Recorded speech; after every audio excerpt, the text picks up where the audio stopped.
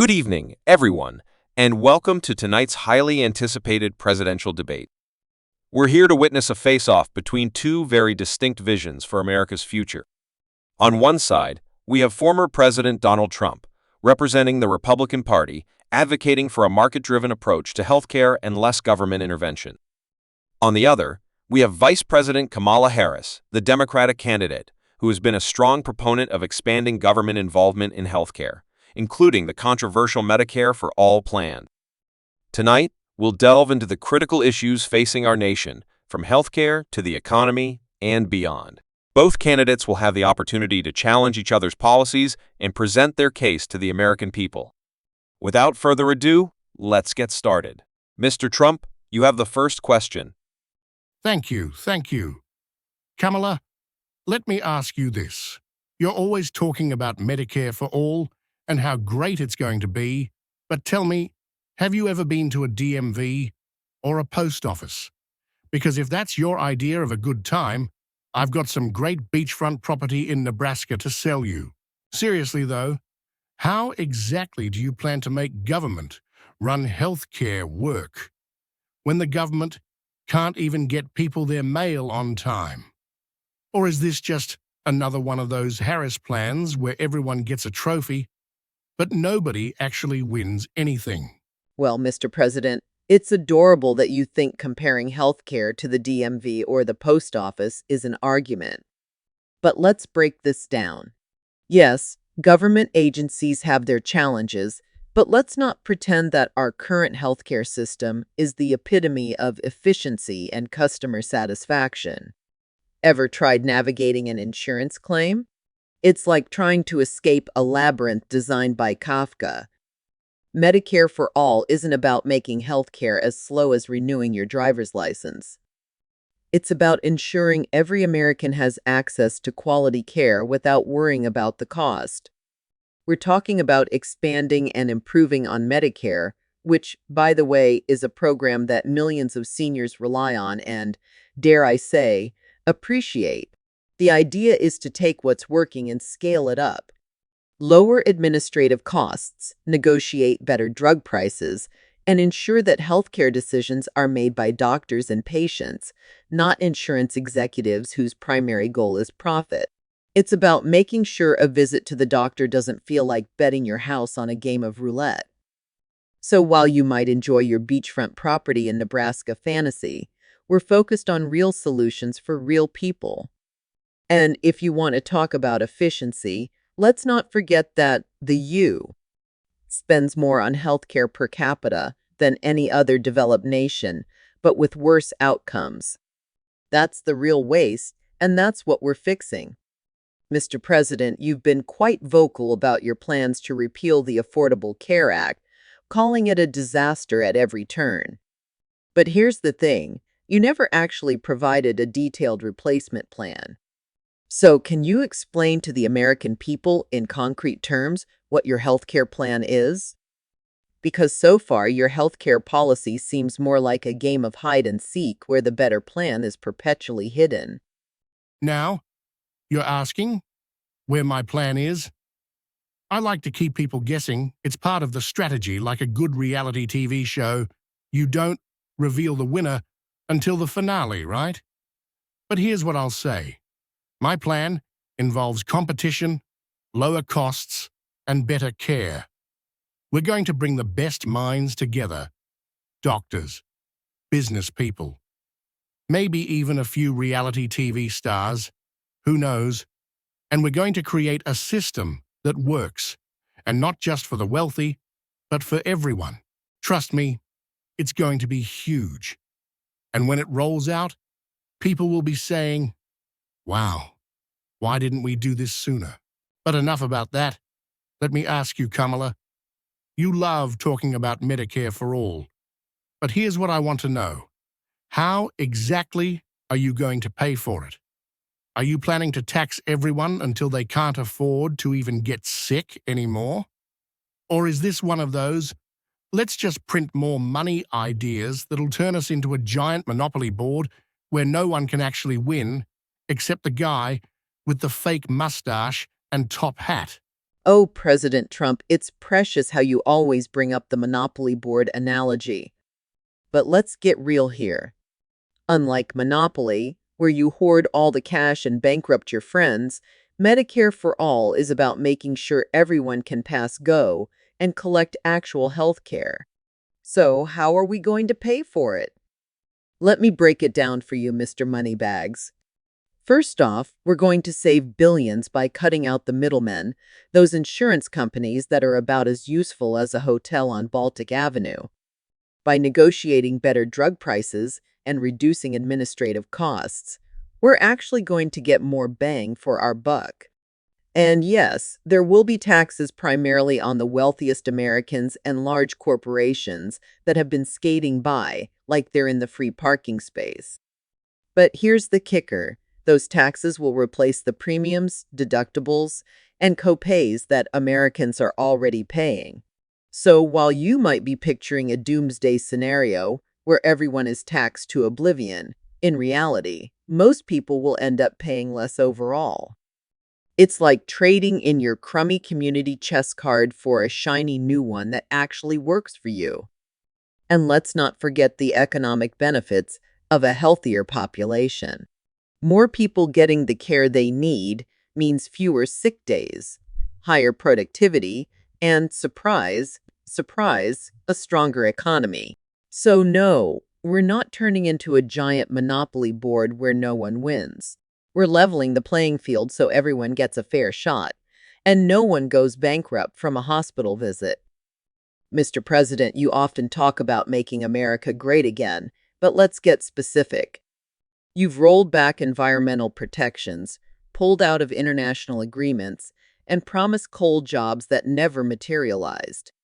So, tell us, in your vision for America's future, how do we tackle climate change without pretending it's a hoax?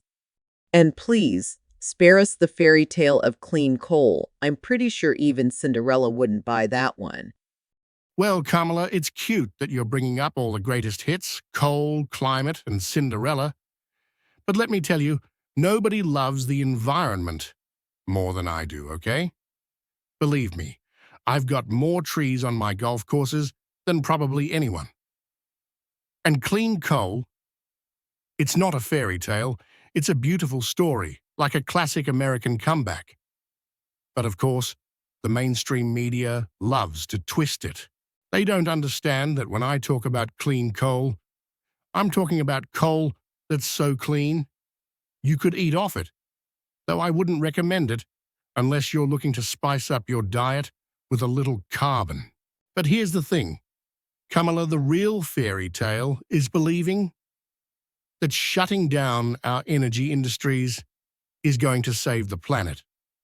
While you're over there dreaming up ways to tax every breath we take, I'm focused on making sure Americans have jobs and energy independence, so we're not begging other countries for oil.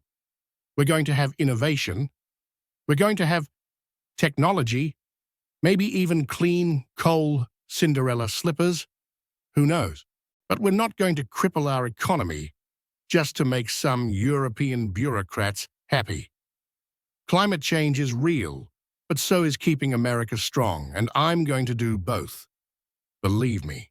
Now, let me ask you, Kamala, since you're so passionate about saving the planet, why is it that every time you get on a private jet, it's suddenly okay to leave a carbon footprint the size of Bigfoot's? Is that just one of those as do as I say, not as I do things?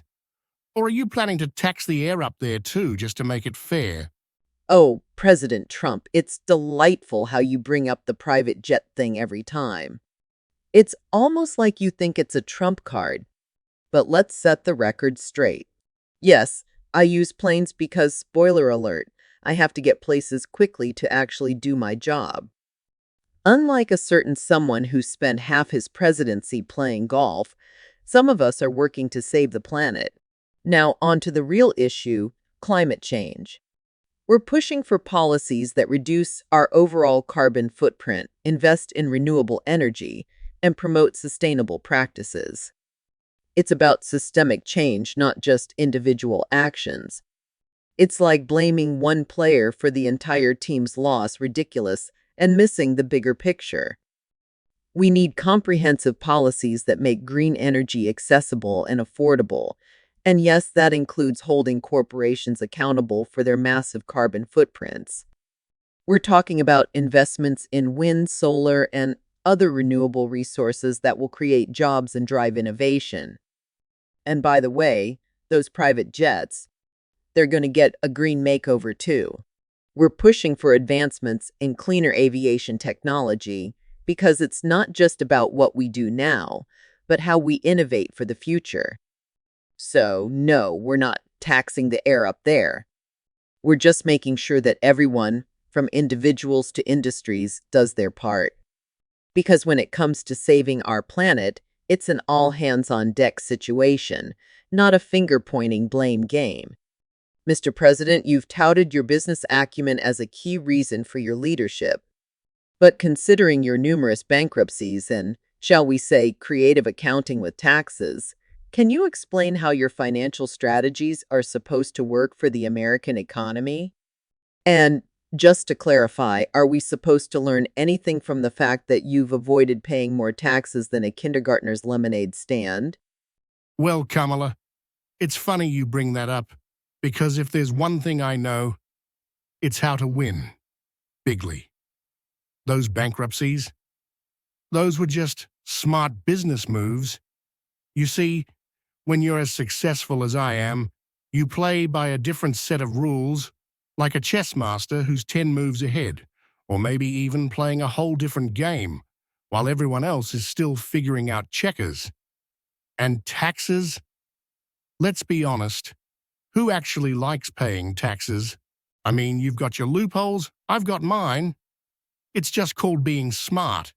And the last time I checked, the American people love a winner who knows how to work the system. Now, as for the American economy, my strategies are simple. Cut taxes, deregulate, and let the free market do what it does best. Create jobs, grow wealth, and make America the land of opportunity once again. Sure, I might have avoided paying a little here and there, but that's just me knowing how to use the system to its fullest potential. It's called being a businessman. And when I'm in charge, I'm going to use that same genius to make sure America comes out on top. You know, it's not about how much you pay, it's about how much you can do with what you keep. But let me flip this around for you, Kamala. Since we're talking finances, let's talk about all those expensive government programs you love so much. How exactly do you plan to pay for them? Are you planning to just keep printing money until it looks like monopoly cash? Or are you going to come after the lemonade stands too, just to make sure everyone's doing their fair share? It's charming how you keep circling back to monopoly metaphors. But let's get one thing straight. My plan isn't about printing monopoly money or shaking down lemonade stands. It's about responsible, sustainable fiscal policy that ensures everyone gets a fair shot. Let's talk specifics. Our government programs, healthcare, education, climate initiatives, are investments in the American people. And yes, we'll pay for them through a mix of tax reforms. This means making sure the wealthiest individuals and corporations pay their fair share. It's not about coming after your kid's lemonade stand unless your kid's stand is making billions and hiding profits offshore, in which case, let's chat. We're also looking at closing loopholes and ensuring that everyone pays their fair share of taxes. No more tax cuts for the ultra-rich that leave middle-class families footing the bill. And let's not forget, investing in infrastructure, healthcare, and education doesn't just cost money, it generates economic growth. Healthier, better educated citizens contribute more to the economy. So no, we're not just printing money willy-nilly. We're implementing thoughtful, balanced policies that pay for themselves by driving growth and creating opportunities. It's about making sure the American dream is accessible to all, not just a lucky few. Mr. President, you've claimed to be a champion for the American worker, yet under your administration, income inequality has continued to widen. Can you explain how cutting taxes for the wealthy and deregulating industries is supposed to help the average American? Or is this just another one of your trickle-down theories where the only thing trickling down is the pain of economic disparity?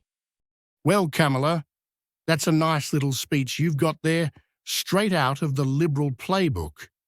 But let me tell you something. Nobody has done more for the American worker than I have. Nobody.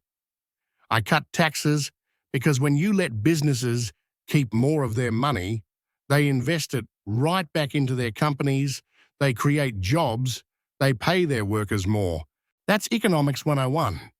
But maybe you missed that class because you were too busy planning your next government takeover. And as for this income inequality thing, let me remind you that under my administration, we had record low unemployment, the stock market was soaring, and Americans were winning like never before. Of course, the Democrats never want to talk about that. They'd rather focus on doom and gloom because that's the only way they can sell their big government schemes. But I'm not here to push people down.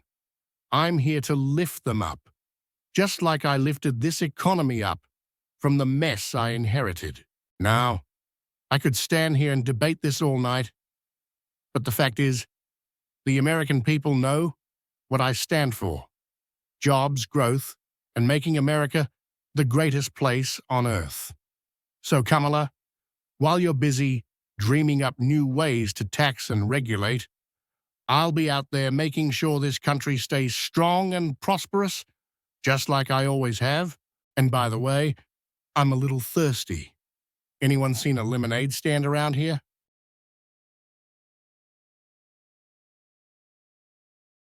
Well, that certainly was an exchange to remember.